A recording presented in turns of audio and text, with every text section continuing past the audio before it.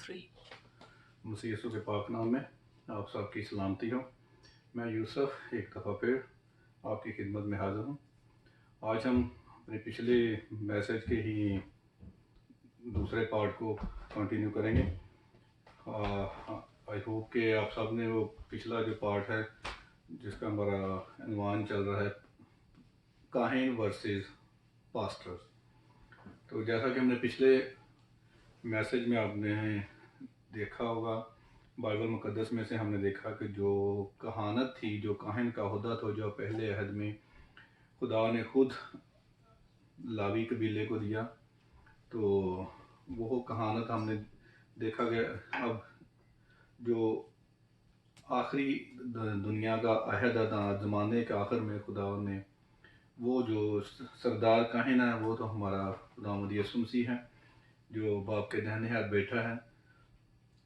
तो उसका जो बाकी खिदमत के काम है वो खुदा ने ईमानदारों के सुपुर्द किए हैं कि वो सारे काम जो हैं करते हैं।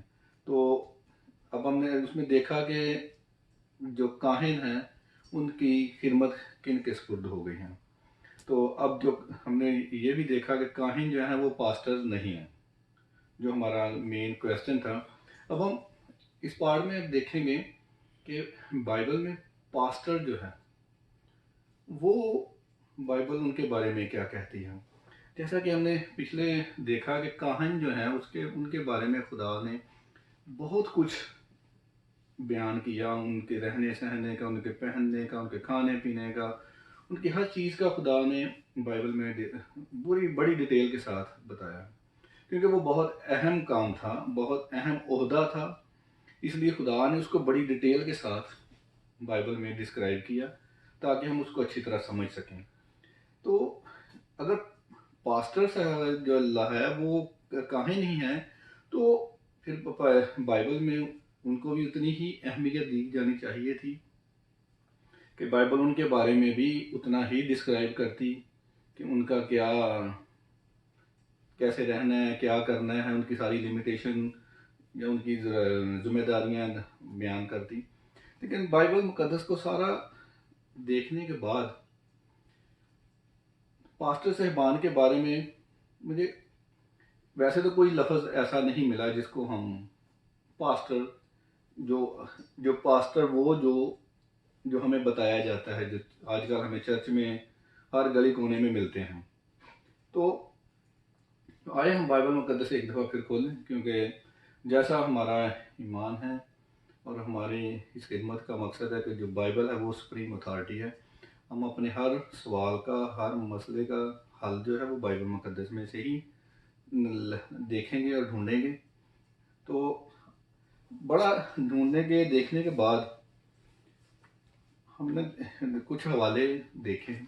अब मेरे साथ निकालें अमाल की किताब, उसमें 20 बाब और उसकी 28 आयत है। इसमें लिखा है, बस अपनी और उस सारे गल्ला की खबरदारी करो जिसका रूल कुदस ने तुम्हें निगहबान ठहराया, ताकि खुदा की कलीसिया की गल्लाबानी करो। अब यहाँ पे जो लफ्ज़ निगहबान आया है, इसको जब इंग्लिश में कुछ जो ट्रांसलेटर है, कुछ वर्जन जो है उनमें इस निगहबान के लफ्ज़ को पास्टर लिखा हुआ है, कि कुछ में इसको बिशप भी लिखा है, इसी निगहबान के लफ्ज़ को। कुछ ट्रांसलेशन में आप इंग्लिश में जो है उसमें आप देख सकते हैं कि इनको पास्टर भी लिखा गया और बिशप भी लिखा गया है, लेकिन जो हमने यहाँ पे मिला निगहबान, जो निगहबानी करता है। कुछ ट्रांसलेशन में इसको शेपर्ड भी लिखा गया है, हाँ जी, जिसको हम चरवाहा बोलते हैं। इसी तरह एक और हवाला है बाइबल में, उसे भी देखें पहले। इफ्सियों का खत, उसका 4 बाब, उसकी 11 आयत में हमें मिलता है, लिखा, और उसी ने बाज़ को रसूल, बाज़ को नबी और बाज़ को मुबशर और बाज़ को चरवाहा और उस्ताद बनाकर दे दिया। अब यहाँ पर भी जो लफ्ज़ चरवाहा आया है, इसको भी बाय जब ट्रांसलेट किया गया है तो कुछ बाइबल ट्रांसलेटर्स ने इसको पास्टर लिखा है, कुछ में इसको चरवाहा लिखा है। इसी तरह एक और हवाला हमें देखते हैं, पतरस का खत, पतरस का पहला खत, उसका 5 बाब, उसकी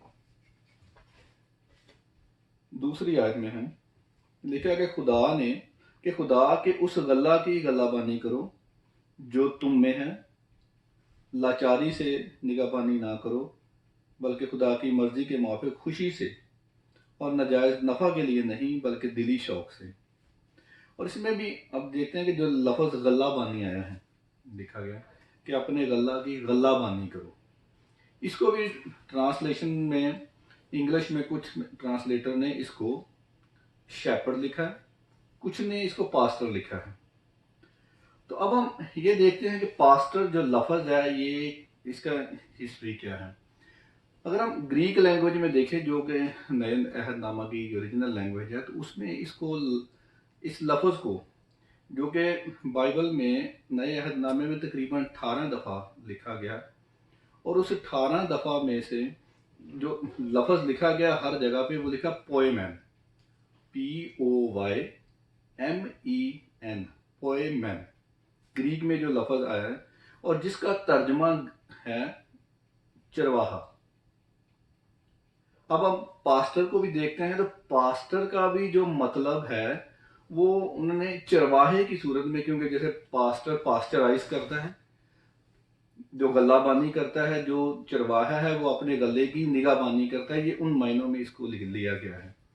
तो जिसको हमने मरोड़ तरोड़ के अपने फ़ायदा के लिए, लोगों पर हुक्म जताने के लिए हमने एक ओहदा तैयार कर लिया, पास्टर और बिशप, ठीक है। और एक्चुअल में ये बाइबल में, हमें बाइबल इसकी सपोर्ट नहीं करती। बाइबल में जहाँ पर भी चरवाहा लिखा गया वो ज़्यादातर खुदावंद यीशु मसीह के लिए लिखा गया। बल्कि अगर हम पुराने अहदनामा में देखें तो वहाँ पे चरवाहे के लिए बड़ी सख्तियाँ भी लिखा गई। एक जगह पे लिखा है कि मलाऊन है वो चरवाहे जो मेरी भेड़ों की मेरी भेड़ों को परागंदा करते हैं।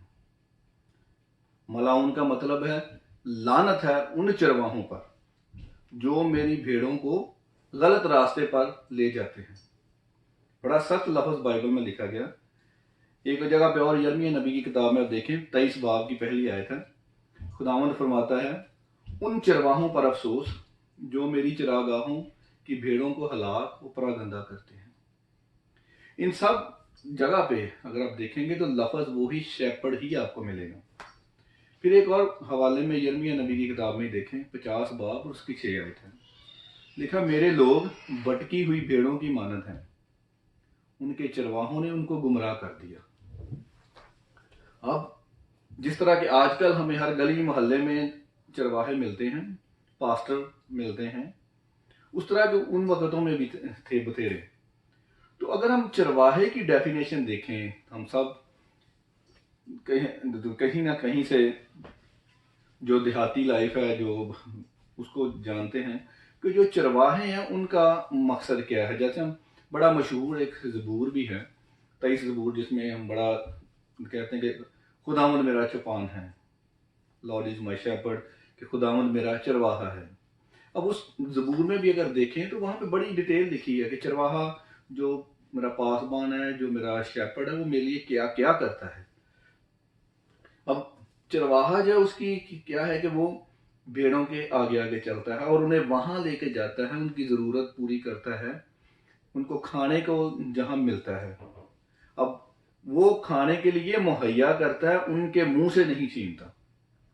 चरवाहे की जो मेन खूबी है वो अपनी भेड़ों के मुंह से नहीं छीनता, उन्हें डराता नहीं है कि अगर तुमने मेरी ना मानी तो वो भेड़िया खा जाएगा, बल्कि वो उनकी हिफाजत करता है, उनकी निगहबानी करता है, उनकी गलाबानी करता है, उनकी ज़रूरतों का ख्याल रखता है। वो उनके मुंह से छीनता नहीं, उनको डराता नहीं कि अगर ये ना दिया तुमने मुझे, मेरी बात ना मानी, तो तुम्हारी सारी बरकतें, तुम्हारी सारा खाना पीना बंद। ऐसा नहीं है। चरवाहा जो, आप उसके चरवाहे के बारे में बड़ी डिटेल के साथ आप खुद भी सर्च कर सकते हैं कि चरवाहा क्या है, चरवाहे का किरदार क्या है। अगर हम पास्टर को चरवाहा मानते हैं तो फिर चरवाहे का किरदार अदा करना होगा। ठीक है। तो अगर चरवाहा जो है वो अपना किरदार अदा नहीं करता तो खुदा बाइबल में फरमाता है कि लानत है उन चरवाहों पर। अब खुदा खुद उन पे लानत भेज रहा है, कह रहा है।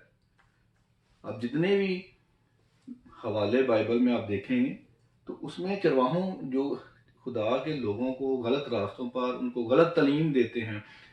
गलत तालीम एक तो वो होती है कि बाइबल में से नहीं देते, नहीं। आजकल क्या हो रहा है कि बाइबल का हवाला देते हैं लेकिन उसकी तशरीह जो है, उसकी एक्सप्लेनेशन जो है वो भेड़ियों जैसी करते हैं, अपनी मर्जी के मुताबिक करते हैं कि अगर तुमने दया यकी ना दी, अगर तुमने चंदा ना दिया, अगर तुम हर संडे को चर्च ना आए तो तुम्हें बरकतें नहीं मिलेंगी। अब अगर बाइबल में कोई एक आयत, मैं सब पास्टर साहबान को, बिशप साहबान को ओपन चैलेंज कर रहा हूं कि बाइबल मुकद्दस में अगर आप एक भी ऐसी आयत, ऐसा हवाला बता दें जहां पे खुदा ने, यसु मसीह ने ये कहा हो कि अगर तुमने चंदा ना दिया, अगर तुमने दया यकी ना दी तो मैं तुम्हें बरकतें नहीं दूंगा। आप लोग जिस हवाले का अक्सर जिक्र करते हो मलाकी की किताब का कि मुझे दया यकी देकर देखो तो मुझे आजमा लो, मैं आपको ये चैलेंज करता हूं कि वो हवाला भी इन चरवाहों के बारे में है, काहिनों के बारे में था। बड़ा वाज़ेह लिखा है कि तुम जो काहिन हो, तुम मेरे साथ ठगी करते हो। तो आजकल जो सिलसिला चल रहा है वो जो पास्टर साहबान है, पहली बात क्लियर है कि बाइबल पास्टर को कहीं प्रूव नहीं करती। अब हम देखते हैं एक और हवाला है तिमोथियस के खाते में, पहला खात तिमोथियस का, जो कि कलीसियाई खाते हैं तिमोथियस का, तीतस का। तो उसमें लिखा हुआ है 3 बाब की पहली आयत में, ये बात सच है कि जो शख्स निगहबान का हुदा चाहता है वो अच्छे काम की ख्वाहिश करता है। ठीक है। अब अगर यहाँ पे हम देखें तो जो यहाँ पे निगहबान का लफ्ज आया है, इसको जब हम ओरिजिनल लैंग्वेज में देखते हैं तो इसका जो मतलब लिखा गया है वहां पे वो है एपिस्कोपस, EPISCOPOS, जिसका मतलब है, हम आम लफ्जों में इसको ओवरसीर या एल्डर बोलते हैं। इसी तरह तीतस के खाते में भी लिखा गया है, हवाला है एक, पहले बाब की 6ठी आयत है, 5वीं आयत है, उसमें भी लिखा है कि और मेरे हुक्म के मुताबिक शहर ब शहर ऐसे बुजुर्गों को मुकर्रर करे। अब यहाँ पे भी जो बुजुर्गों का लफज आया है उसका जो ओरिजिनल ग्रीक लैंग्वेज में लफज है वो है प्रेस्ब्यूटीरस। सॉरी अगर इसको मैं गलत प्रोनाउंस कर रहा हूँ, लेकिन मैं स्पेलिंग आपको बताता हूँ, PRESBUTEROS। आप इसको सर्च कर सकते हैं। इसका मतलब भी जो बुजुर्ग है वो एल्डर हैं। तो बाइबल मुकद्दस में जितने लफ्ज जो हैं निगहबान के या ये आए हैं हवाले, उनमें चरवाहा जो यसु मसीह को कहा गया है, और उसके अलावा एल्डर, डीकन्स और बुजुर्ग जो हैं, ये सारे ओहदे हैं जो कलीसिया की ज़रूरतों को पूरा करने के लिए बनाए गए हैं बाइबल में, नए अहदनामा में, कि कलीसिया की जो ज़रूरतें हैं, जो उनकी, अगर कोई कलीसिया में प्रॉब्लम में है, कोई भूखा है, कोई परेशान है, उनकी जो भी जिस्मानी और रूहानी ज़रूरतें हैं वो सब कलीसिया के जो लीडर्स हैं, वो सारे एल्डर्स हैं और वो मिलकर पूरी करते हैं।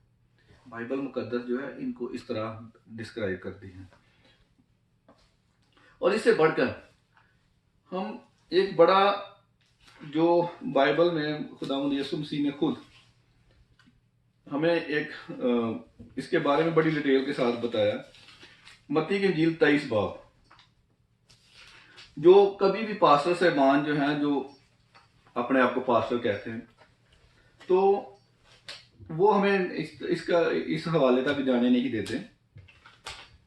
इसमें बड़ा वाज़ह लिखा है, वो फरमाता है, उस वक्त यस्सु ने भीड़ से और अपने शागिर्दों से ये बातें कही।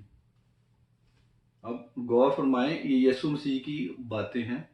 लिखा है कि उसने भीड़ से और अपने शागिर्दों से, यानी आम लोगों से भी वो कह रहा है और अपने शागिर्दों से भी कह रहा है, दोनों को मुखातब है। कि यहाँ पर अगर हम सारी पढ़ें तो वो लिखा है कि फकीर और फरीसी मूसा की गद्दी पर बैठे हैं, बस जो कुछ वो तुम्हें बताएं वो सब करो और मानो, लेकिन उनके से काम ना करो। ठीक है। जिस तरह आजकल हमारे पास्टर साहबान जो हैं, उन्होंने इतना सारा बोझ जो है कि तुमने ये करना वो करना, तुम नहीं तो गुनहगार हो, अगर चर्च में आए तो तुम्हारी बरकतें नहीं है, तुम गुनाहगार हो, खुदा ने हर काम छोड़ के चर्च आना जरूर है, क्योंकि वो चर्च आपको और काम के लिए नहीं बुलाते, वो आपकी रखवाली के लिए या आपको ज़रूरतें पूरी करने के लिए, वो अपने चंदे के लिए बुलाते हैं। क्योंकि जब आप जाओगे चर्च जाओगे तो चंदा दे दोगे। ठीक है। वो अपने बिल पे करने के लिए, अपनी किस्तें देने के लिए, अपनी गाड़ियों के लिए, अपनी यशो इशरत के लिए आपको बुलाते हैं। वो आपके लिए आपको चर्च में नहीं बुलाते।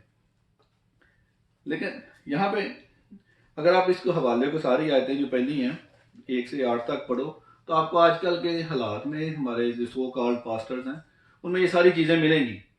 तो 7वीं 8वीं आयत में लिखा है, वो पास्टर्स है जो अपने आप को लीडर कहते हैं, वो कहता है मगर तुम रब्बी ना कहलाओ, क्योंकि तुम्हारा उस्ताद एक ही है और तुम सब भाई हो। अब वो जो सो कॉल्ड लीडर्स हैं उनको कहता है, जो उसके शागिर्द हैं उनको भी कहता है कि रब्बी ना कहलाओ, कि तुम इस काबिल नहीं हो, तुम्हारा सबका उस्ताद एक ही है। ठीक है। और तुम सब भाई हो। क्या मतलब कि हम सब बराबर हैं, एक खानदान है, हम में से कोई भी बड़ा छोटा नहीं है। ये नहीं है कि किसी के पास बड़ी गाड़ी है, बड़ा घर है, किसी थोड़ा ज्यादा पढ़ गया है, जिसने बाइबल हाथ में पकड़ ली है, जिसने यहाँ पे कॉलर लगा लिया है, तो वो कोई आसमानी मखलूक नहीं है। वो हम सब भाई हैं, एक जैसे हैं, कोई किसी से बड़ा नहीं है। फिर कहता, और तुम जमीन पर किसी को अपना बाप ना कहो। किसी पर, जमीन पर हम किसी को भी अपना बाप कहता ना कहो। आजकल बहुत से लोग मैंने देखा, फेसबुक पे भी ये डालते हैं कि अपने पास्टर साहबान को वो इतना कहते हैं कि ये मेरा रूहानी फादर है। अब मुझे उन लोगों की अकल पे कुछ शक होता है कि खुदा को छोड़ के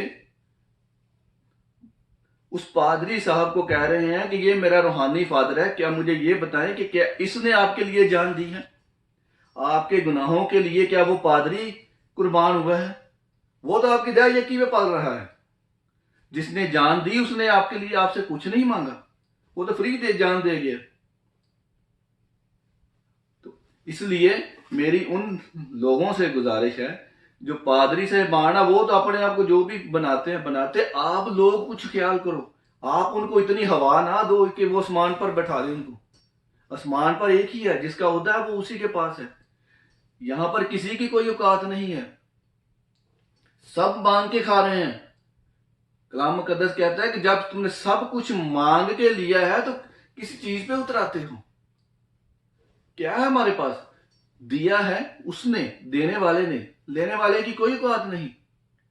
जो देता है वो ऊपर है, जिसने हमारे लिए जान दी, वो हमारा रूहानी फादर है। जमीन पर कोई फादर रूहानी नहीं है। ना कहो किसी को, ना किसी को इतना हवा दो कि वो इंसानियत छोड़ के खुद खुदा बन बैठे। मैं इस हवाले पर, और आगे वो कहता है क्योंकि तुम्हारा बाप एक ही है जो आसमानी है, और तुम हादी ना कहलाओ क्योंकि तुम्हारा हादी एक ही है, यानी मसीह। अब फैसला हमें खुद करना है कि आपने यीशु मसीह की फरमाई हुई बातों को पर यकीन करना है या इन लोगों पर जो खुदा के चुने हुए नहीं हैं। क्योंकि जो काहिन थे वो चुने हुए थे, वो खुदा ने खुद उनको चुना, बुलाया, अपने खुद बुलाया उनको कि ये मेरे लिए खिदमत का काम करेंगे। पास्टर को, जिनको आप पास्टर कहते हो, बिशप कहते हो, उनको खुदा ने नहीं बुलाया। ये किसी डिनोमिनेशन का मुकर्रर करदा एजेंट है,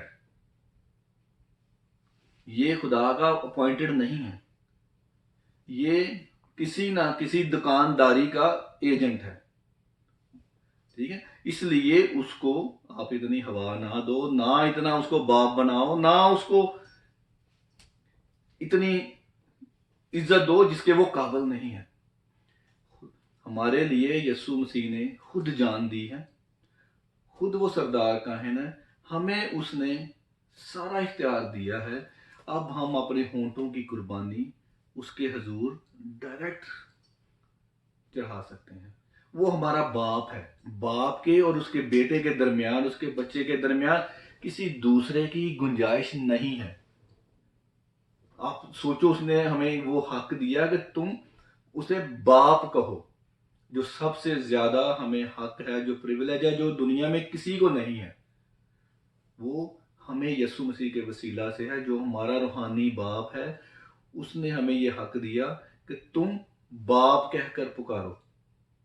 ठीक है, तो जब हम बाप कहते हैं तो बाप और बेटे के दरमियान में किसी की कोई गुंजाइश ही नहीं रह जाती।